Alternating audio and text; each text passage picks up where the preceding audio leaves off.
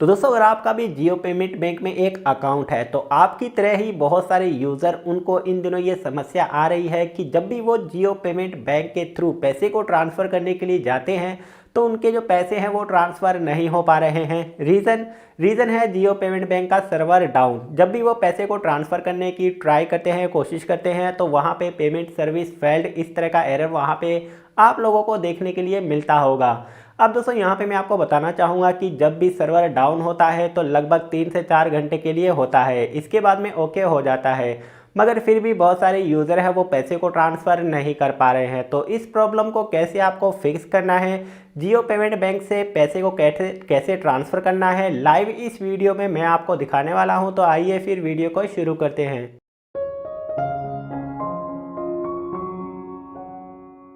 तो दोस्तों अगर आप भी जियो पेमेंट बैंक का यूज़ करते हैं और जियो पेमेंट बैंक से आप किसी को पैसे ट्रांसफ़र करना चाहते हैं मगर आपकी जो पेमेंट है वो फेल्ड हो रही है, तो इस प्रॉब्लम को कैसे आपको फिक्स करना है चलिए मैं आपको बताता हूं। तो सबसे पहले मैं अपने मोबाइल फ़ोन में स्क्रीन रिकॉर्डर को ऑन कर लेता हूं। ऑन करने के बाद में यहाँ हमारे सामने माई जियो एप्लीकेशन आपको देखने के लिए मिलेगी, जिसके ऊपर आपको लॉन्ग टैप करके रखना है कम से कम 3 सेकंड तक। इसके बाद में कई सारे ऑप्शंस यहाँ पे आपको देखने के लिए मिलेंगे। तो यहाँ पे आपको ऐप इन्फो या फिर आपको एक छोटा सा आई बटन करके एक आइकन देखने के लिए मिलेगा, जिसके ऊपर आपको क्लिक करना है। क्लिक करने के बाद में आपको स्क्रॉल डाउन करके नीचे आना है। यहाँ पे आपको देखना है स्टोरेज का ऑप्शन। तो जहाँ पे आपको स्टोरेज का ऑप्शन मिलेगा जिसके ऊपर आपको क्लिक कर देना है। तो सबसे पहले तो आपको नीचे यहाँ पे क्लियर कैच का ऑप्शन मिलेगा, जिसके ऊपर आपको क्लिक करना है और जो कैच है उसे क्लियर कर देनी है। इसके बाद में आपको यहाँ पे बगल में ही क्लियर डाटा करके ऑप्शन मिलेगा, जिसके ऊपर आपको क्लिक करना है और पूरा क्लियर डाटा कर देना है। अब सिंपली इस एप्लीकेशन को आपको अपने फ़ोन से अनइंस्टॉल कर देना है। अनइंस्टॉल करने के बाद में आपको दोबारा से आपको अपने मोबाइल के प्ले स्टोर पे जाना है। इसके बाद में सर्च बार में जा करके आपको टाइप करना है माई जियो एप्लीकेशन को, और इस एप्लीकेशन को दोबारा आपको अपने फ़ोन में इंस्टॉल कर लेना है। इंस्टॉल करने के बाद में यहाँ पे हमें फिर से लॉगिन वगैरह करना होगा। तो जब तक ये इंस्टॉल होती है तब तक मैं थोड़ा सा यहाँ वेट कर लेता हूँ। सो यहाँ पे मैंने अपने मोबाइल नंबर OTP वगैरह डाल करके सारी परमिशन को अलाउ करके फिर से यहाँ पे माई जियो एप्लीकेशन में लॉगिन हो चुका हूँ। इसके बाद में ऊपर हमें कई सारे फीचर्स देखने के लिए मिलते हैं। तो यहाँ पे हमें बैंक करके एक फ़ीचर मिलेगा, जिसके ऊपर हमें क्लिक करना है। इसके बाद में यहाँ पे मैंने परमिशन को अलाउ किया है। अब यहाँ पे हमें अपनी जियो पेमेंट बैंक में लॉगिन करना होगा। तो लॉगिन करने के लिए लेट्स गेट स्टार्टेड का ऑप्शन है, जिसके ऊपर मैंने क्लिक कर दिया है। क्लिक करने के बाद में यहाँ पे SMS के थ्रू एक छोटा सा वेरिफिकेशन होगा। तो यहाँ पे हमारे रजिस्टर मोबाइल नंबर पे हमें 1 टाइम पासवर्ड यानी कि OTP मिलेगा।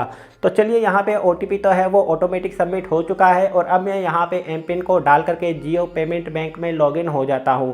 शायद यहाँ पे आपको ब्लैक स्क्रीन देखने के लिए मिल रही होगी सिक्योरिटी रीजन की वजह से, और यहाँ पे मैंने MPIN को एंटर कर दिया है और सक्सेसफुली जियो पेमेंट बैंक में मैं लॉगिन भी हो चुका हूँ। और अब दोस्तों यहाँ पे मैं आपको लाइव पेमेंट करके भी दिखाने वाला हूं। तो जैसा कि यहाँ पे आप देख भी सकते हैं कि मेरे अकाउंट में अभी कुछ बैलेंस है, तो इसे मैं ट्रांसफ़र करने वाला हूं। तो पैसे को ट्रांसफ़र करने के लिए नीचे यहाँ पे सेंड मनी का ऑप्शन है, जिसके ऊपर मैंने क्लिक कर दिया है।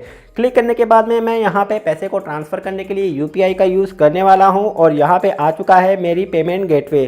तो चलिए पे के ऊपर मैं क्लिक करता हूँ और यहाँ पे मैं अमाउंट को एंटर कर देता हूँ। 1 रुपये को एंटर किया है। इसके बाद में प्रोसीड टू पे के ऑप्शन पे मैं क्लिक कर देता हूँ। इसके बाद में यहाँ पे मैंने MPIN को एंटर किया है, ओके कर देता हूँ और यहाँ पे जो प्रोसेसिंग है वो स्टार्ट हो चुकी है और सक्सेसफुली यहाँ पे आप देख सकते हैं 1 रुपये है जो कि सक्सेसफुली ट्रांसफ़र हो चुके हैं।